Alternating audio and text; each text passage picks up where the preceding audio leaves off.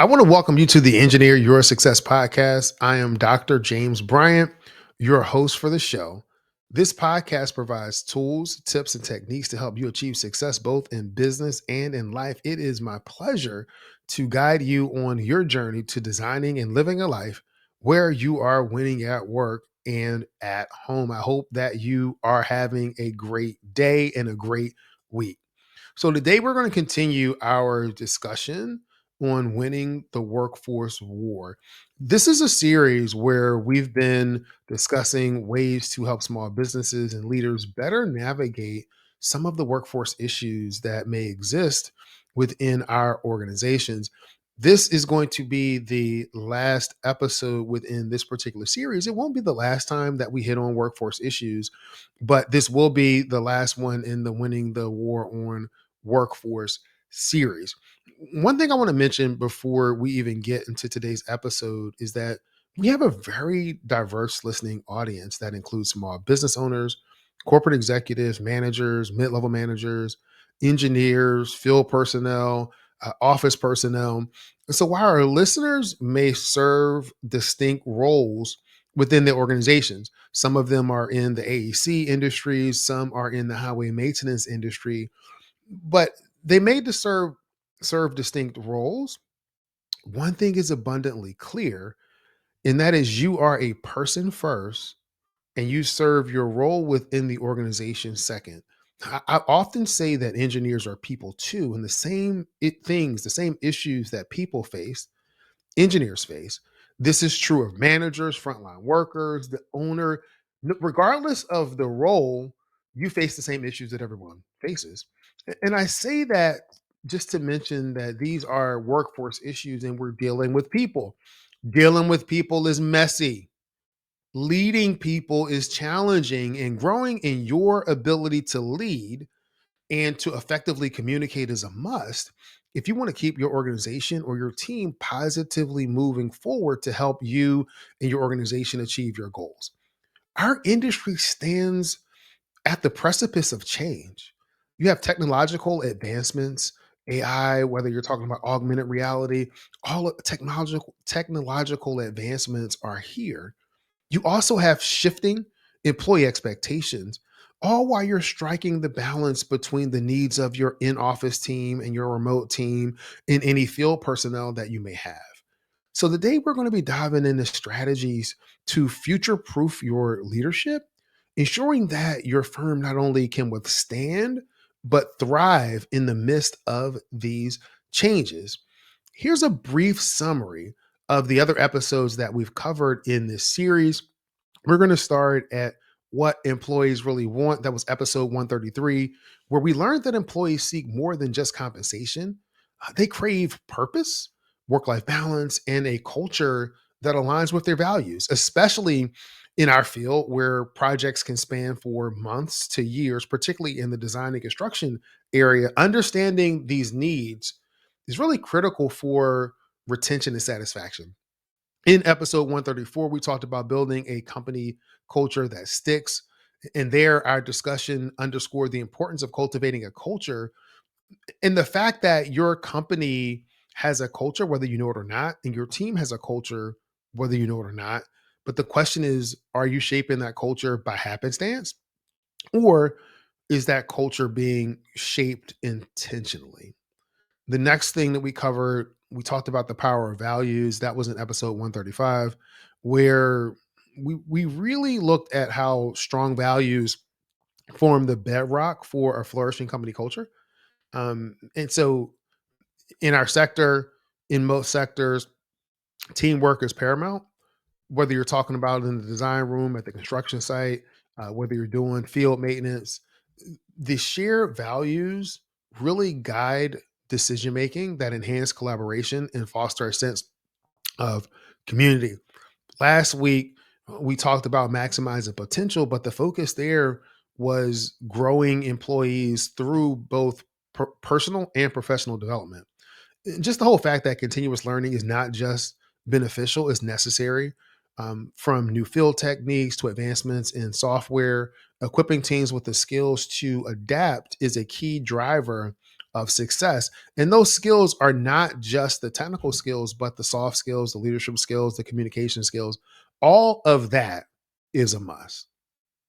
So when we think about today's episode, what does it mean to future proof your leadership?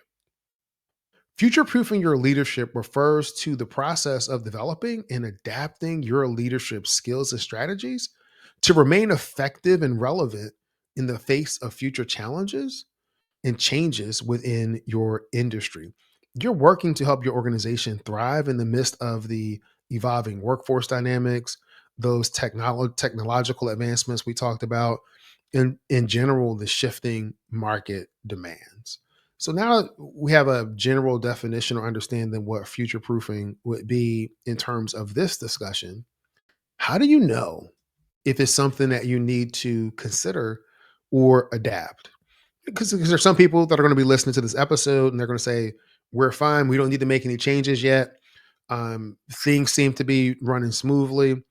So I wanted to spend a little bit of time recognizing, some things that you can do that can help you recognize the need that you may need to adapt, right? So recognizing the need to adapt your leadership is crucial for staying effective and future proofing. So here are some indicators that may suggest a need for change. So number one indicator would be decreased team engagement. So if you notice a drop in your team engagement, enthusiasm, or motivation, it may be a sign that your leadership style, whether it's you as an individual or you as an organization, is not resonating with your team's current needs or expectations. Number two, all has to do with retention in terms of having increased turnover rates. A higher than normal turnover rate can indicate that employees are seeking opportunities elsewhere that better align with their values, their work life balance preferences, or their career development aspirations. An indicator number three is if you have difficulty attracting the talent. So, number two is keeping the talent. Number three is attracting the talent.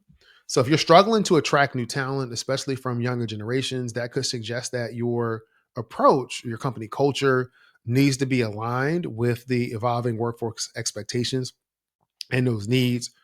Indicator number four is stagnation in innovation. So if your team organization is lagging in innovation or failing to keep up with industry advancements, it might be time to reassess your approach to encouraging creativity, to embracing new technologies. Number five is communication breakdowns. If there are frequent misunderstandings, lack of clear direction, or the feedback loops that are either non existent or ineffective, these could be signs that your communication style is not working and you may need to do something to future proof your leadership. And if you experience within your organization a continued resistance to change. So, if you or your team are resisting change, especially in the face of new industry trends, technologies, or methodologies, this can be a significant indicator that something needs to happen because the one thing that is absolutely consistent is change. So if you're experiencing these symptoms, it may be time for you to consider some of the future proofing strategies that we are about to talk about. And number one is understanding change is going to happen. So you want to embrace change. In our rapidly evolving industry, embracing change is not just a strategy, it's a necessity. Change will happen if we like it or not. Change is the one thing that is constant. This requires us to be adaptive, visionary, and above all else, open to the inevitable shifts that technology and society will bring at our doorstep. Number two is very similar, and that is adaptability. So, in this case, adaptability is about fostering a mindset within our teams that sees things change not as a hurdle, but as an opportunity to innovate, to improve, to redefine what's possible. For me, this is the essence of what working in the highway maintenance field really meant when I was there and overseeing, the maintenance on highways and bridges, and even dealing with the research projects, it's adapting to your circumstances and finding a solution. So whether it's integrating sustainable materials in the projects, adopting to some digital software, some frameworks to get more accurate designs or accurate simulations, whether it's leveraging drones to do bridge surveys or site surveys, our willingness to adapt really sets the tone for our entire organization. And it sets the tone for finding solutions and solutions that are out of the box, because the new technologies, the new thought processes may open up for you new ways of solving problems. And you want to unlock that within your workforce. And that brings us to number three, which is thinking of innovation as a cultural pillar. So, creating a culture that breathes innovation starts with you, the leader. So, when we as leaders demonstrate our commitment to exploring new ideals and technologies, we inspire our teams to do the same. This doesn't mean that we're chasing every new trend, but rather we're cultivating a discerning eye for what changes will truly benefit our projects, our clients, our workforce, and our companies. It's about strategic innovation, investing in technologies and methodologies that enhance our work's efficiency, quality, and our impact. Along with that is number four in terms of future proofing, and that is flexibility in your work arrangement. So, the concept of flexibility, especially now, extends beyond project methodologies, but it includes the how and where we work. How do we get work done?